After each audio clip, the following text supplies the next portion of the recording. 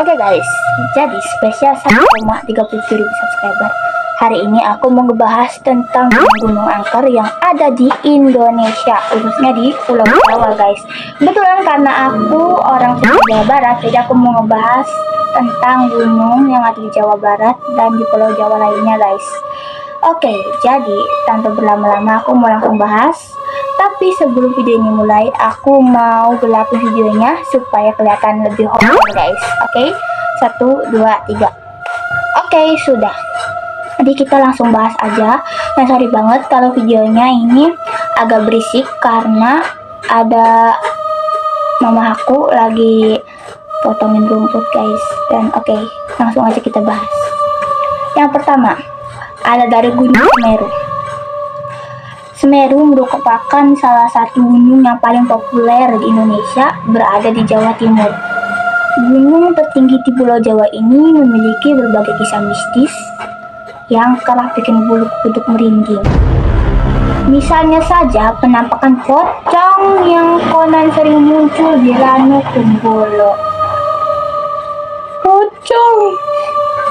Selanjutnya adalah penampakan patung di area Arkopodo. Konon mereka yang bisa membuka mata batin akan bisa melihat sepasang patung prajurit yang berasal dari zaman kerajaan Majapahit ini. Sampai sekarang banyak pendaki yang mengaku sudah pernah melihat patung ini. Kawasan lainnya juga tidak kalah seram di Semeru adalah kawasan Kori. Tempat ini dikenal sebagai area penghormatan bagi mereka yang sudah meninggal. Batu memoriam Soe Hokgie juga ada di sini. Konon dikelik sering terlihat makhluk gaib yang bergentayangan. Wow guys. Jadi di situ banyak banget makhluk gaib yang bergentayangan. Contohnya pocong. Kalau aku ke situ aku nggak berani. Tapi kalau bareng-bareng berani sih, tapi takut aja. Apalagi kalau masalah pocong, aku itu nggak bisa guys. Oke, yang kedua ada dari Gunung Rinjani. Gunung yang berasal dari Provinsi Nusa Tenggara Barat ini memiliki pesona alam yang sangat indah. Tak heran jika banyak pendaki yang bermimpi bisa menginjakan kaki di puncak sekaligus singgah di segara anaknya yang kesohor. Namun Rinjani juga ternyata termasuk sebagai salah satu gunung mistis di Indonesia. Penduduk setempat juga menganggap gunung ini sebagai tempat yang sakral. Sakral guys. Berbagai aturan mengenai pendakian ke Rinjani disampaikan secara turun-temurun. Misalnya saja larangan untuk buang air kecil sembarangan. Para pendaki juga disarankan untuk tidak memanggil rekannya dengan menggunakan nama asli selama berada di area gunung. Konon jika ada yang memanggil dengan nama asli akan ada wujud gaib yang merupai pemilik nama tersebut. Jadi misalkan aku sama temen aku nih ke Gunung Rinjani tersebut, berarti temen aku manggilnya jangan Putri melainkan Putra. Ya nggak sih guys? Dan di sini nggak boleh pipis sembarangan. Kalau aku yang orangnya pelupa ke situ gimana ya? Mungkin sudah diculik sama seperti itu ya. Oke, yang ketiga Gunung Merapi, tempatnya nenek apa ya namanya, entah apa itu aku lupa. Dan selain terkenal karena erupsinya, Gunung Merapi yang terletak di perbatasan antara Yogyakarta dengan Jawa Tengah ini juga dianggap sebagai gunung seram di Indonesia. Selain dikenal sakral, banyak pendaki yang yakin bahwa Merapi merupakan salah satu kerajaan jin besar di Indonesia. Kerajaan jin. Beberapa titik di gunung ini juga dianggap angker mulai dari bagian kawah, lereng sampai ke puncak. Bungker di Kali Adem merupakan salah satu lokasi yang dianggap seram oleh pendaki.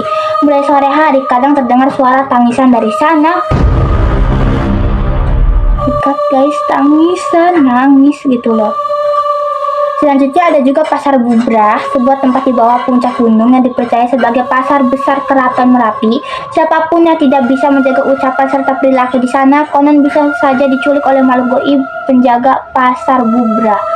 Guys, kalau aku ke Gunung Merapi ini mungkin aku sudah gak end guys di sana, karena aku ucapannya nggak bisa banget dijaga, suka keceplosan gitu. Oke.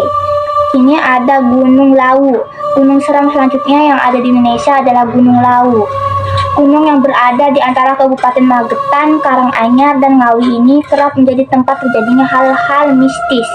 Gunung yang punya tinggi 3.265 mdpl ini punya sejumlah larangan.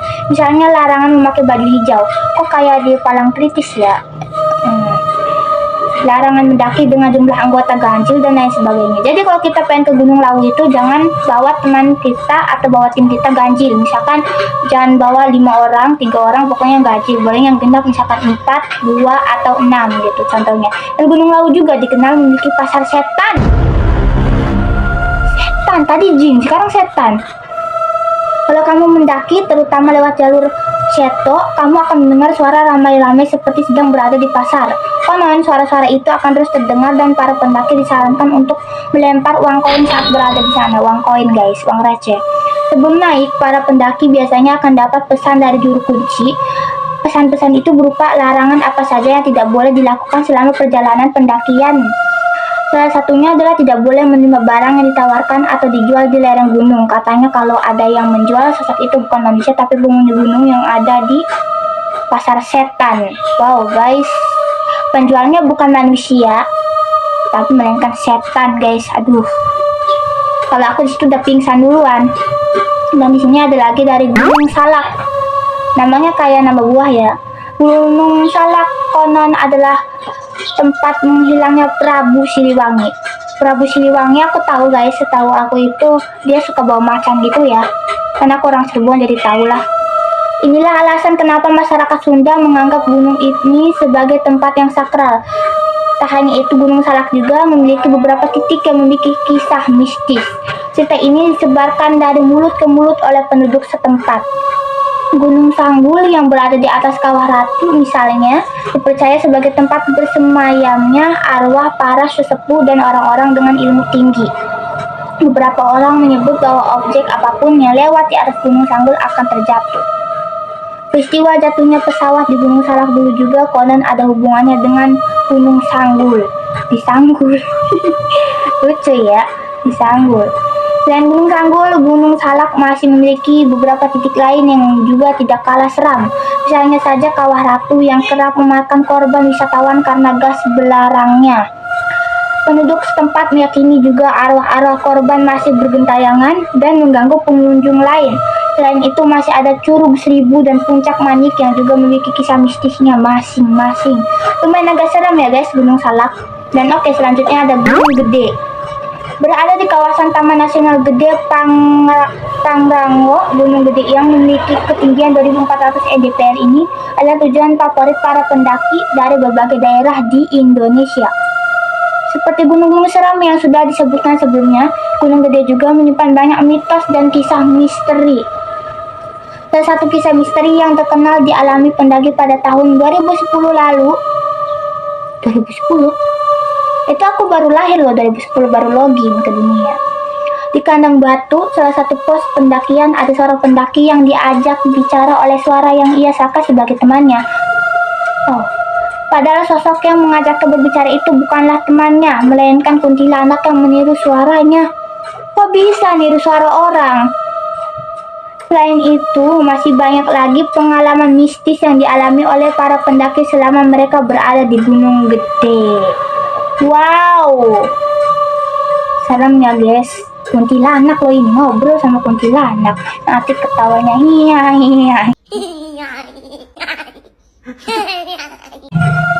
Gak mungkin. Canda guys. Dan oke, dari selanjutnya ada dari Gunung Latimojong. Maaf guys, ini salah.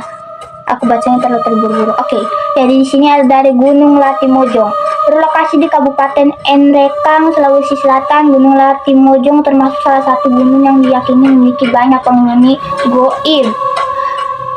Salah satu misteri paling terkenal dari gunung ini adalah keberadaan hantu Raja dan Ratu Popo. Oh ya, Popo Barbie, yang gak mungkin lah ya. Menurut masyarakat lokal, hantu Popo adalah manusia yang bisa terbang pada malam hari, kayak kelelawar ya. Wow, jangan-jangan tampil lagi. Ya udahlah guys, serem banget ini. Hantu ini katanya bisa hinggap di pohon atau rumah dengan suara pok-pok. Guys, merinding aku. Kalau suaranya terdengar keras artinya hantu itu jatuh. Jatuh. Hantu bisa jatuh. Aku baru tahu hantu bisa jatuh. Tapi kalau suaranya terdengar pelan artinya dia berada dekat sekali dengan kita. Alhamdulillah nggak ada. Oke guys, video ini sampai di sini aja dulu. Jangan lupa klik tombol subscribe dan nyalakan tombol loncengnya supaya aku lebih rajin dan semangat lagi upload videonya. Dan oke, kalau subscriber aku tembus 1,38 ribu subscriber, aku bakal bahas lagi cerita mistis guys. Oke, jangan lupa subscribe. Bye bye.